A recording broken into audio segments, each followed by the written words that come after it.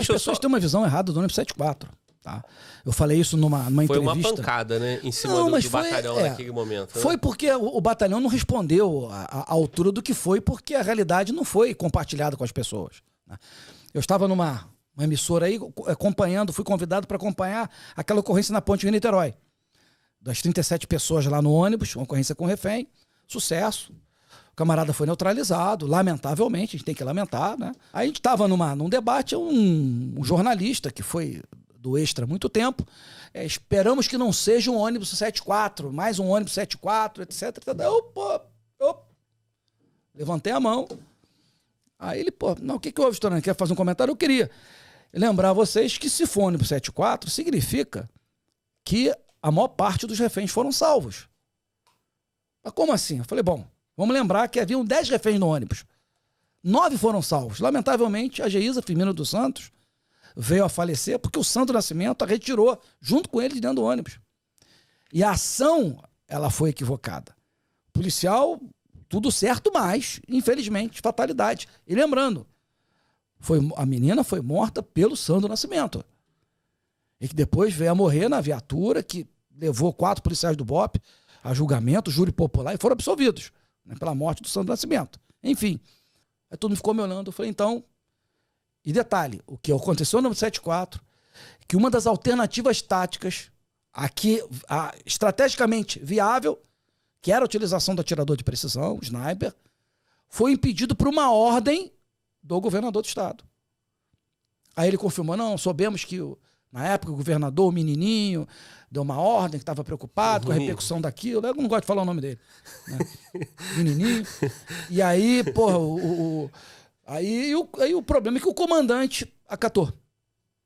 Tá? O comandante acatou. O comandante foi até o interventor na saída do Humberto Mauro também. Né?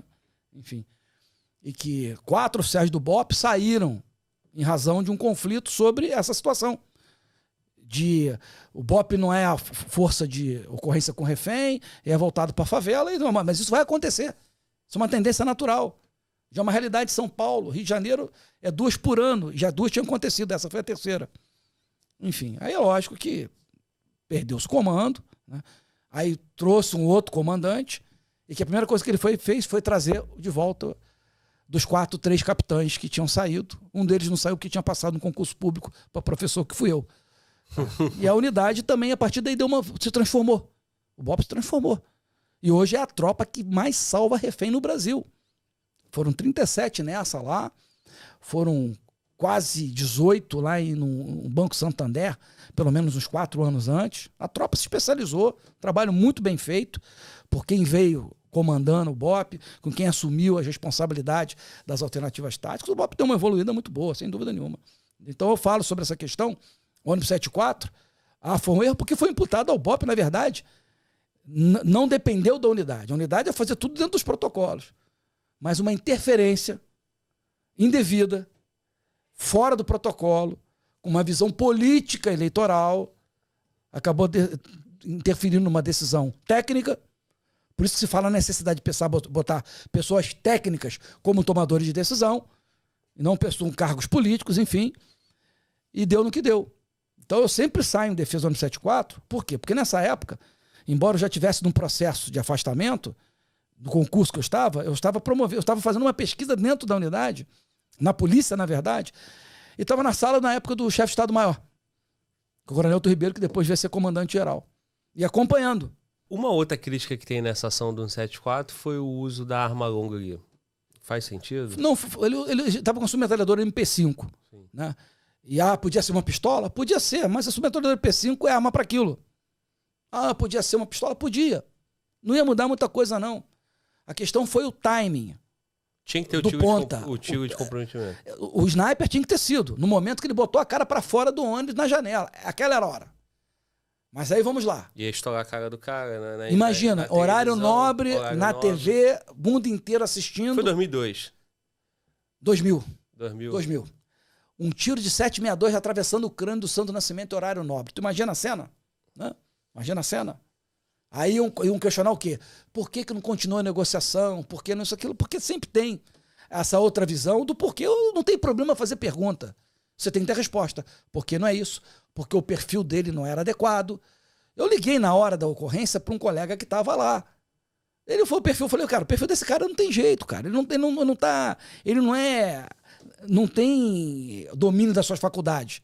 Não falava coisa com coisa, a própria cara dele, a maneira de se comportar. Eu falei, cara, esse cara não tá bem. Aí era uma negociação tática para que ele pudesse sair do efeito da droga. O cara não saía, cara. O cara já tinha uma lesão grave em termos comportamentais. Ele podia liberar todo mundo e podia atirar em todo mundo a qualquer momento.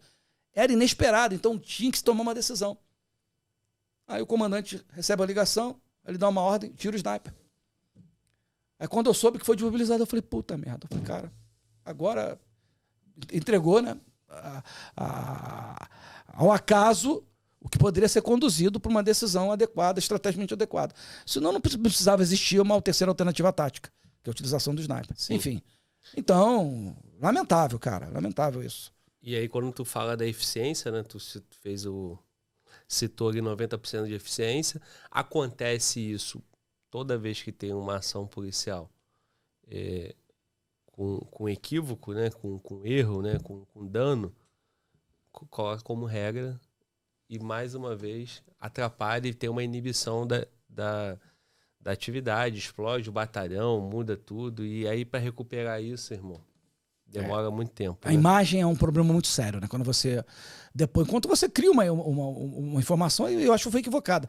Por isso que eu digo que a unidade, ela não é a unidade que ia ter essa resposta, era a polícia que tinha que dar uma resposta.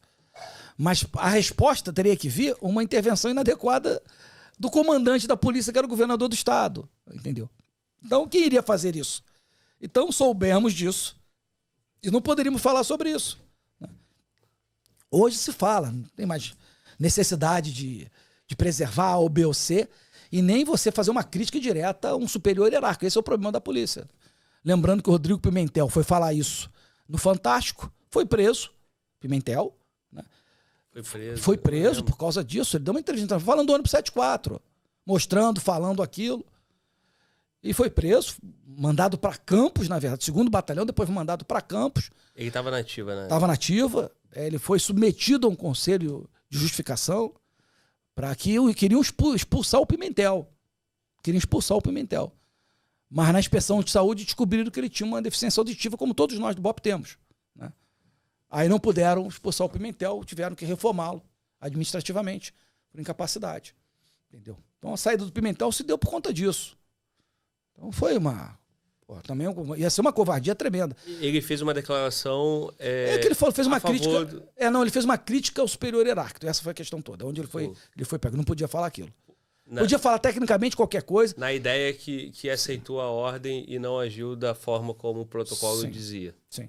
Ele falou a verdade. Pimentel não mentiu. Sim. Ele falou a verdade.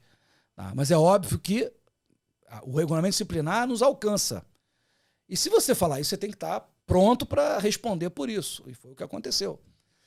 Tecnicamente, ele podia até ter sido punido por dar uma entrevista sem autorização do comando. Mas naquela época, a unidade ela ficou muito magoada pelo fato de não ter sido levada a verdade a público. Então houve uma tensão muito grande no batalhão por conta disso. Por isso até que ficou insustentável o próprio comandante na época de ficar no batalhão. Por isso que ele foi trocado também. Porque a unidade se ressentiu disso. Não fomos culpados dessa situação. E a coisa refletiu no fato, na própria morte do Santo Nascimento em caminho da delegacia, pô. Entendeu? Tava lá debatendo, policial não mata leão, era para segurar o leão e não matar o leão, né? Então, o cara entrou em asfixia, pô, não voltou mais. Tentaram trazer o cara de volta, então. E aí, na época, o tenente, que eu não vou falar o nome dele aqui, porque não tenho autorização para isso, assumiu a responsabilidade, fui eu. Eu sou o comandante, eu sou responsável. Uma atitude muito corajosa, cara. Muito corajosa do tenente. O tenente que veio de sargento. Esse cara prendeu escadinha, amigo. Prendeu escadinha. Podiam passar o escadinha, que ia dar tudo certo. A imprensa não ia fazer. Esse cara prendeu escadinha. Esse cara baleado, numa operação policial, Foi ser resgatado, numa patrulha do BOP foi ser resgatado, cara. Cara, fenomenal. Enfim. E depois foi Ficou preso bastante por tempo. causa desse evento aí. Sim. Mas foi absolvido, né? Em júri popular. Mas a unidade ficou muito magoada. Vou falar a palavra magoada para não ficar puta. Ficou puta, não. Ficou magoado com o comando, por não ter falado a verdade, mas a verdade seria expor o governador do estado, cara. Esse que é o problema. E aí, porra, né, que faz numa situação como essa?